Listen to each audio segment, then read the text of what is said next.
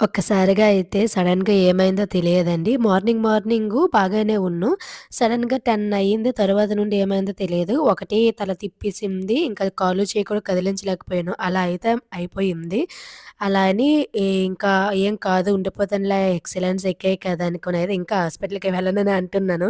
మా నాన్నయితే తిట్టి బయలుదేరించారు. అలా మేము వెళ్ళేసరికి నిజంగా మా పిల్లలకైతే విడిచిపెట్టి వెళ్ళేటప్పటికి నా తల ప్రాణం తోక్కొచ్చిందండి. ఎందుకంటే వాళ్ళు అసలే ఉండరు. బ్యాగ్ పట్టుకొని ఎలా చూసారో తిరుగుతూ ఉన్నారు. అసలు మెల్లిగా లోపలికి ఎలాగో పెట్టేసి మా నాన్న వచ్చేసరికి మేము ఆటో స్టార్ట్ చేసే టైంకి కూడా ఇంకా అలాగే వచ్చేసారు. మేము ఇక్కడికి రీచ్ అయ్యాము. అంటే కాసేపొగలే కదా! మేము చూపించుకుంటాం. అక్కడి నుండి వచ్చే టైంకి మంచు చూడండి ఎలా పొగలా పడుతుందో అస్సలు. ఇంక ఇక్కడే ఇలా ఉంటే ఇంకా జమ్ము ఇంక అటువైపు అయితే ఇంకా ఎలా ఉంటుందో నాకసలు అర్థం కావడం లేదు. ఈ ట్రాఫిక్ కూడా చూడండి. నాకు నైట్ జర్నీ అంటే చాలా ఇష్టం. అయినా ఇలా ట్రాఫిక్ వల్ల అయితే నాకు కొంచెం భయంగొస్తుంది. అప్పటికి ఇంక తలనొప్పనేది మళ్ళీ స్టార్ట్ అయ్యింది.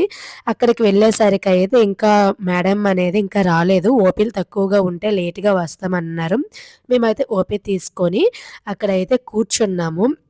మేడం గారొచ్చే టైంకి అంతా చూసారు బానే ఉంది. స్కాన్ చేయాలి, వాటర్ తాగి కూర్చో అయితే అన్నారు. మేము రిటర్న్ వెళ్ళే టైంకయితే ఫుల్లుగా మంచండి. అలాగే వీడియో నచ్చితే లైక్, సబ్స్క్రైబ్